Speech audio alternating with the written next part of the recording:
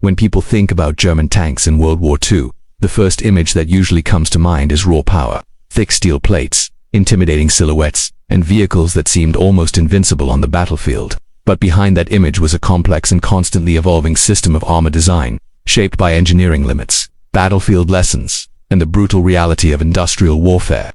German tank armor was never static. It changed year by year, sometimes even month by month, as engineers struggled to balance protection, weight, speed, and production speed under immense pressure. At the beginning of the war, Germany did not believe that tanks needed extremely thick armor to survive. The early German doctrine focused on mobility, coordination, and tactical flexibility rather than brute protection. This philosophy was reflected in the armor of early tanks like the Panzer I and Panzer II. These vehicles were lightly armored, designed primarily for training and reconnaissance rather than direct combat against other tanks.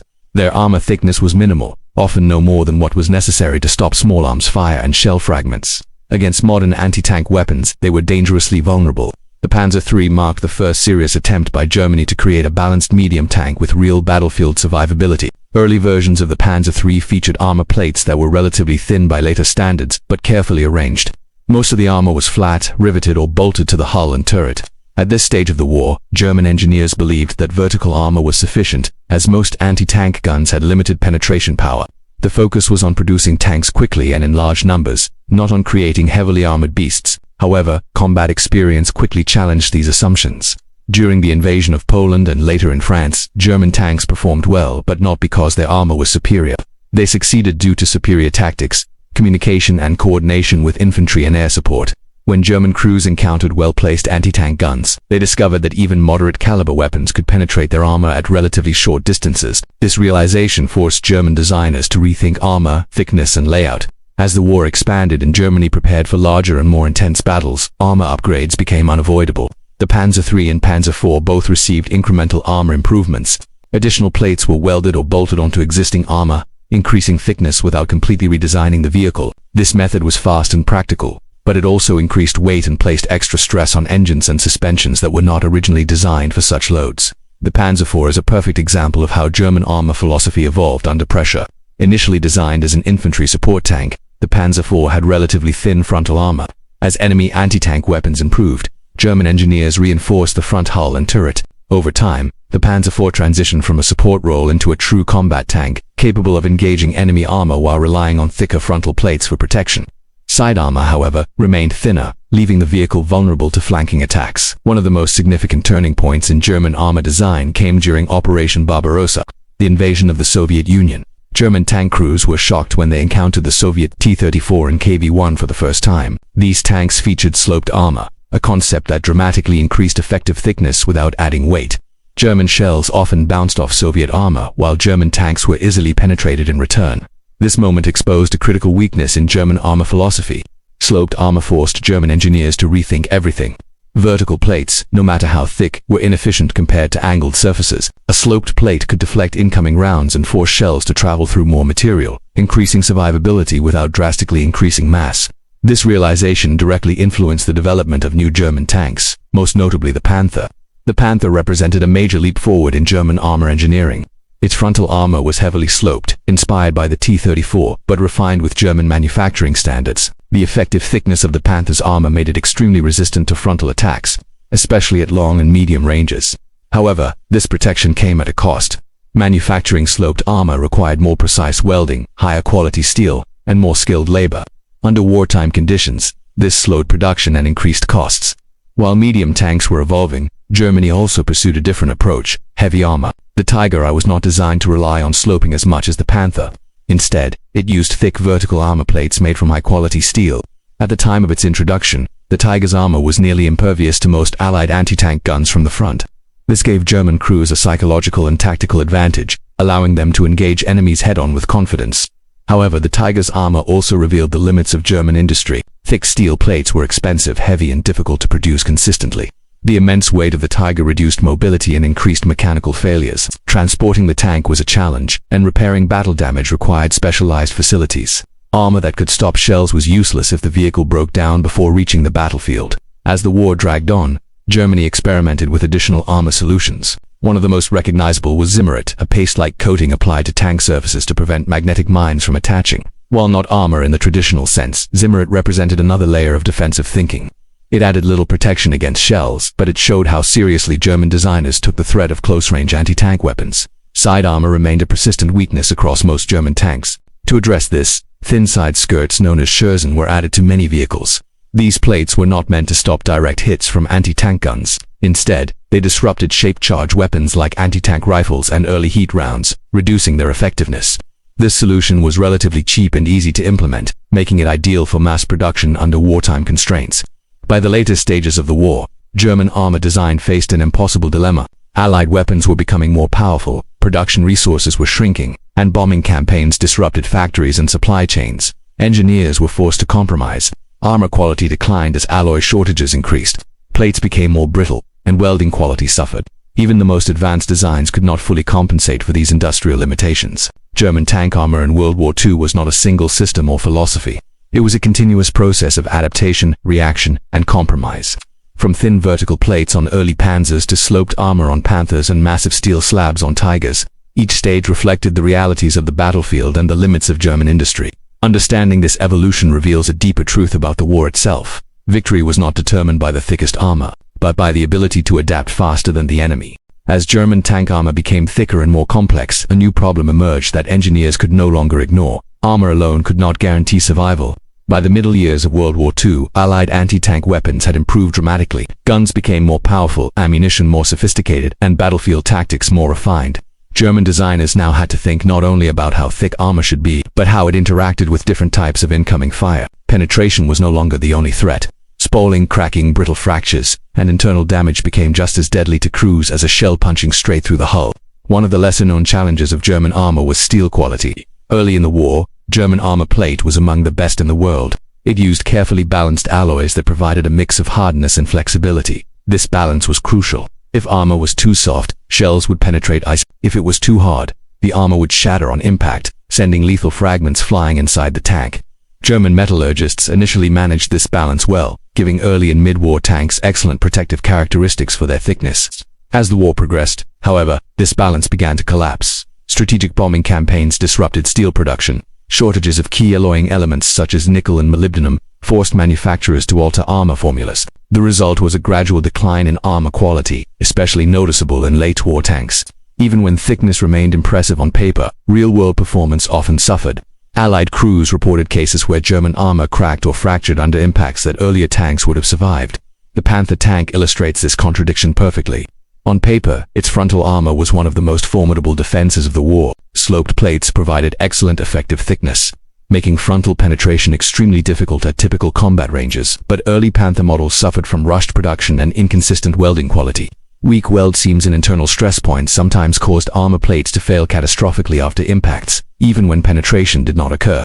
These flaws were not always visible from the outside, but crews felt their consequences immediately. Heavy tanks faced their own armor-related problems. The Tiger I and Tiger II relied on sheer thickness rather than slope. Their armor could stop most Allied rounds from the front well into the later stages of the war. However, the massive weight of these vehicles created new vulnerabilities. Suspension systems struggled under the load, reducing mobility and increasing mechanical breakdowns. A tank immobilized by mechanical failure became an easy target, regardless of how thick its armor was. The Tiger II, also known as the King Tiger, pushed German armor philosophy to its absolute limit. Its frontal armor combined thickness with slope, creating an almost impenetrable barrier against most Allied guns. But this protection came at an enormous cost. The tank was extremely heavy, difficult to transport, and mechanically fragile. Fuel consumption was immense, and maintenance requirements were overwhelming. In many cases, Tiger Is were abandoned by their crews, not because enemy fire destroyed them, but because they ran out of fuel or suffered irreparable mechanical failures. German engineers were fully aware of these issues, but alternatives were limited.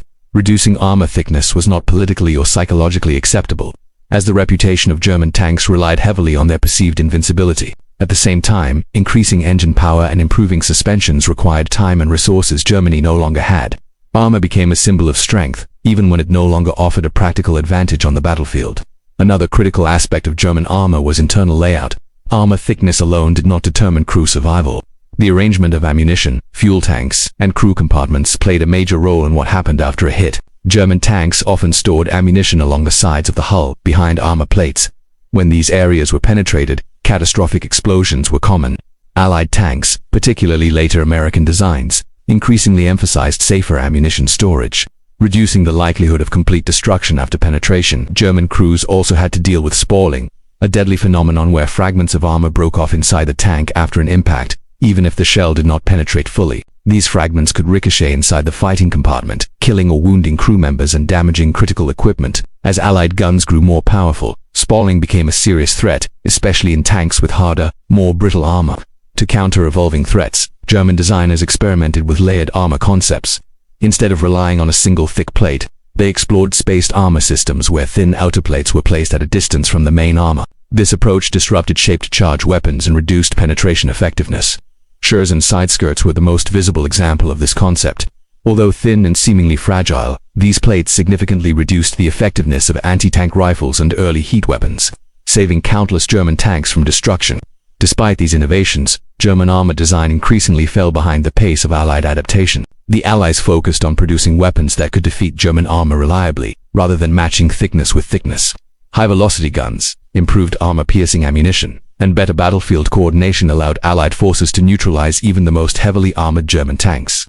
By late 1944, no amount of armor could guarantee survival against concentrated fire and air superiority. Psychologically, armor played a powerful role in German tank doctrine. Crews trusted their armor and often fought aggressively from frontal positions, believing themselves safe from enemy fire. Early in the war, this confidence was justified. Later it became a dangerous illusion. Allied gunners learned where to aim, how to flank, and when to call in air support. Thick armor slowed tanks down, making them easier to target and isolate. The decline of German armor effectiveness was not due to a lack of engineering skill. It was the result of strategic overextension. Germany attempted to maintain technological superiority while fighting a war of attrition against opponents with greater industrial capacity. Armor became heavier, more complex, and harder to produce, while Allied forces focused on reliability, numbers, and combined arms tactics. By the final months of the war, German tanks represented both engineering brilliance and strategic failure. Their armor was often impressive in isolation, but war is not fought in isolation. Tanks needed fuel, spare parts, trained crews, and air cover. Without these elements, even the thickest armor became irrelevant. Abandoned Tigers and Panthers littered the landscape, silent reminders that protection without sustainability leads to defeat. German tank armor in World War II tells a story far more complex than simple thickness measurements. It reveals how technology evolves under pressure, how engineering solutions create new problems, and how industrial reality ultimately determines battlefield outcomes. The armor that once symbolized German dominance gradually became a burden, slowing the very machines it was meant to protect. By the final phase of World War II, German tank armor had reached a point where further improvements no longer translated into real battlefield advantage. The engineering solutions were impressive, but the strategic context had changed completely. Armor thickness, slope, and metallurgy could no longer compensate for shortages in fuel, trained crews, spare parts, and air superiority. What had once been a decisive factor gradually became just one element in a much larger and more unforgiving system of warfare. Late-war German armor design reflected desperation as much as innovation.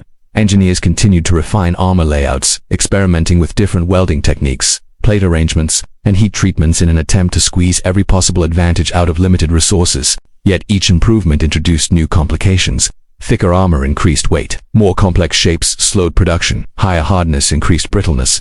Every solution carried a cost that Germany could no longer afford to pay.